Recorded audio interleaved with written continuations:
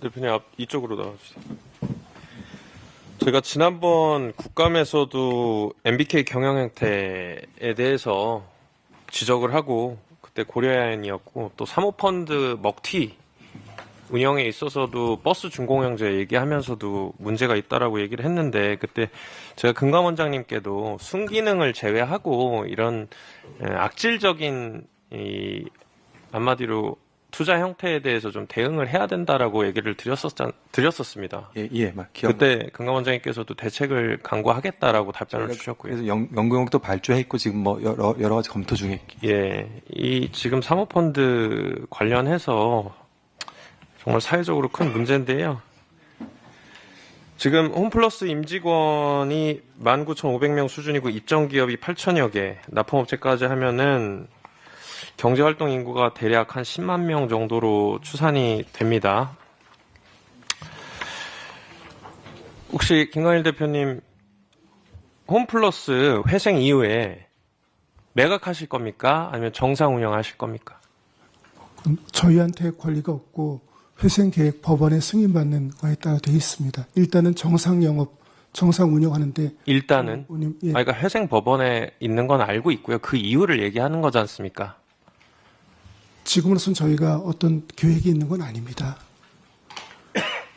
그러니까 매각을 하는 것도 그럼 가능성을 두고 있는 거예요? 그건 뭐 채권자 협의회의 의견이 더 중요하겠죠. 그건요. 근데 저희가 어떤 뭐 회생 이후의 절차를 염두에 두고 준비해서 회생을 신청한 게 아니라요.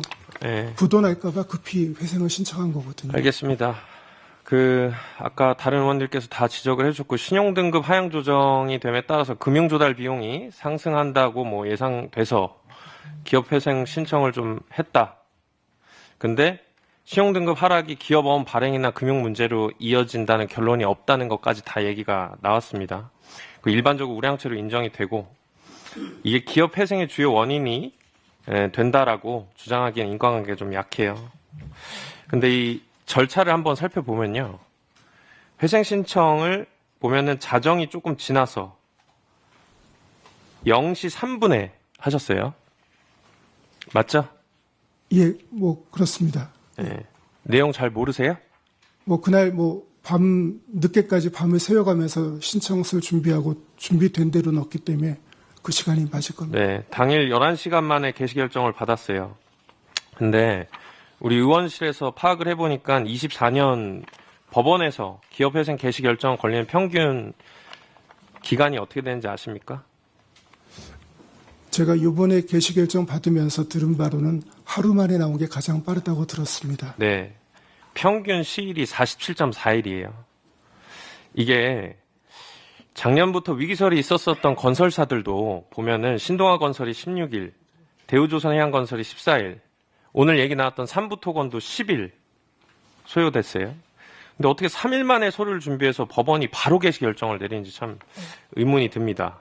그래서 절차를 좀 더 들여다봤어요. 통상적으로 전자소송 시스템 기업회생을 신청하게 되면은 사건 배당팀에 접수가 됩니다. 팀에서 재판부로 사건 배당이 되고 재판부가 사건을 인지하고 그때부터 대표자 신문 절차라는 이 회생 여부에 대한 심사를 진행을 하게 돼요. 근데 홈플러스 신청 과정을 보면 자정에 신청한 사건을 바로 사건 배당팀에 새벽 1시에 공식 접수해서 재판부로 넘겨요. 1시간 만에. 그리고 재판부가 이를 몇 시에 인지했는지는 모르는데 결론적으로 아침에 홈플러스한테 연락을 해가지고 신문 일정을 잡았다. 이렇게 돼요. 그리고 10시에 신문이 열렸죠. 그쵸? 예, 10시 신문했습니다. 네. 아까 말씀드린 대로 보통 평균 한 47일이 걸리는 거를 이게 지금 신문이 바로 열릴 걸로 예상을 해가지고 뭐 현장에서 기다리고 있었는지 모르겠어요. 네? 그건 아닙니다. 아니 근데 근처에서 대기를 하고 있지도 않았는데 어떻게 바로 그 심리 절차에 바로 참여를 합니까? 저희 그 변호사님 지도에 따라서 저희가 신청을 준비했고요. 그 절차를 진행했습니다. 그러니까 그건 알겠는데요. 보통 심리 절차가 얼마나 걸릴지에 대해서 알 수가 없는 건데 어떻게 그렇게 빨리 10시에 결정이 나고 11시쯤인가 심리 참여를 한 거죠. 그죠? 그 부분은 뭐 저희는 그날 경황이 없어서요. 변호사님께서 말씀하신 대로 법원에 갔고. 네, 알겠습니다. 예. 그리고 또 하나 확인한 게 있는데 메리츠 금융그룹 주요 채권사 맞죠? 예, 맞습니다. 여기도 회생 신청을 뉴스를 보고 알았다고 합니다. 보통 기업 회생은 워크아웃 같은 것들 채권자랑 논의하고 진행하죠. 논의하셨어요? 사전에 논의하지 않았습니다. 그러니까 당장 상거래 못할 정도로 돈이 없는 것도 아니고. 근데 왜 바로 법원으로 갑니까? 채권자랑 상의도 안 하고.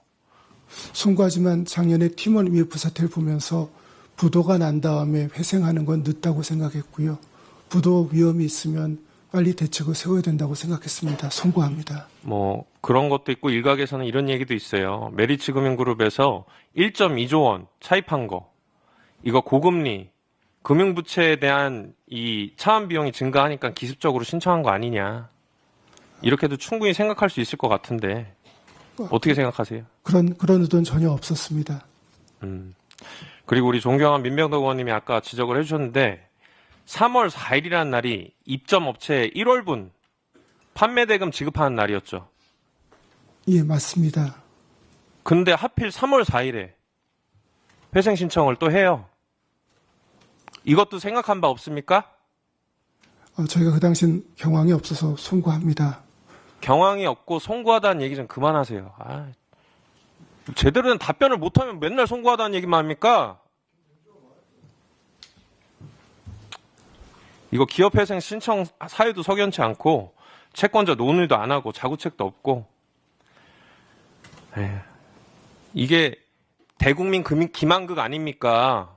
그래놓고서는 지금 정상 운영하겠다, 매각 안 하겠다. 매각할 것 같으니까 질문하는 거 아니겠어요? 지금 하는 행태를 보니까.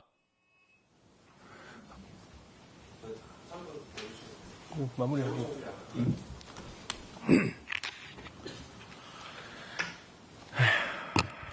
그리고 홈플러스 인수하고 나서 지금까지 몇 개 매장 폐점됐습니까? 16개 매장 폐점했습니다. 10년 동안에. 맞아요. 우리 존경하는 김남근 의원님이 아까 얘기했지만 차입 매수. 그러니까 이게 일반인들한테 비교를 해보면은 이제 부동산에서 얘기하는 레버리지 투자라는 거죠. 그죠? 자기 돈은 안 쓰고 은행비 최대로 끌어다가 이제 부동산 투기 목적으로 하는 거 이거 하지 말라고 정부가 규제하지 않습니까? 그죠? 일반인들. 근데 지금 MBK가 지금 똑같은 거 한 거 아닙니까? 맞죠? 예. 7.2조 원 인수자금 중에 2.2조 원 투자자 펀드로 마련하고 5조 원 정도가 지금 다 차입해가지고서는 진행한 거로 2015년에 다 나왔어요. 그죠? 우선주까지 포함하면 3.1조가 저희 지분 투자 금액입니다. 그 얘기가 없다가 이제 와서 얘기하는 거고. 그리고 홈플러스 인수하고 MBK가 홈플러스 인수하고 2016년부터 23년까지 지출된 금융권 이자 비용 얼마예요? 그건 제가 회계기준서 상에서 보면은 약 3조 원이에요. 3조 1천억 원. 똑같은 기간 동안에 영업이익 얼마입니까? 그것도 제가 잘 5천억이에요. 영업이익이 약 5천억이고 이자가 3조입니다. 이거 돈 벌어서 이자 갚을 때 이 돈 버는 걸로도 부족한 거야. 이자만 해도. 그러니까 갚을 돈 없으니까 뭘 하겠어요. 아까 16개 팔았다고 했죠. 알짜 매장, 부동산 팔아가지고 이자 갚을 수밖에 없죠. 송구합니다만 3조엔 지금 부동산 임대료가 고요. 2015년 기준으로 얘기 드린 거예요. 그 이후에도 그럼 그때 얘기를 하시죠. 정확히. 그땐 얘기 없었지 않습니까? MBK에서. 이제 와가지고선 얘기하고 계세요. 홈플러스가 2016년부터 20년 2월까지 장단기 차입금 내역 보면은 한 2조 7천억 원 감소했어요. 같은 시기에 매각한 부동산 자금이 2조 2천억 원이에요. 그러니까 MBK가 영업이익으로 대출 이자 갚고 인수대금은 이제 매장 판 걸로 갚아온 거죠. 그러니까 점포가 줄고 매출이 줄고 인력도 줄고 경쟁력도 없어지고 하는 거겠죠. 근데 재밌는 게 있어요. MBK가 그 기간 동안 챙겨간 돈 좀 봅시다. 지난 10년 동안 지급한 배당 규모 어떻게 됩니까? 저희 보통주가 받은 배당은 0원이고요. 우선주가 현금 배당을 매년 300억 안팎 받은 게 있습니다. 10년 동안 배당 규모가 7천억이고 24년 공시된 자료에 따르면은 상환전환 우선주 1조로 늘어나 있어요. 홈플러스 순손실 계속 증가하는데 배당하고 운영보수만 는 겁니다. 저희가 배당 받은 건 없습니다. 그건 수치는 좀 저희가 달리 설명드리겠습니다. 오해가 좀 있으신 것 같습니다. 나중에 설명하시고 이런 식으로 MBK가 계속 경영을 해왔는데 이게 MBK 파트너스 문제만 아니라고 봅니다. 금융당국에서도 이런 부분에 대해서 좀 짜임새 있게 내용을 좀 구체적으로 들어가서 제가 김병환 위원장이 얘기하신 것처럼 수능 기능이 있다는 것도 알죠. 근데 지금 우리가 순기능만 보고 이런 사건을 우리가 겪고 있는 거 아니겠습니까? 사회적으로. 이 부분에 대해서 좀 적극적으로 검토해가지고 실질적인 대응책을 좀 마련을 해야 될 때라고 생각이 듭니다. 예, 알겠습니다.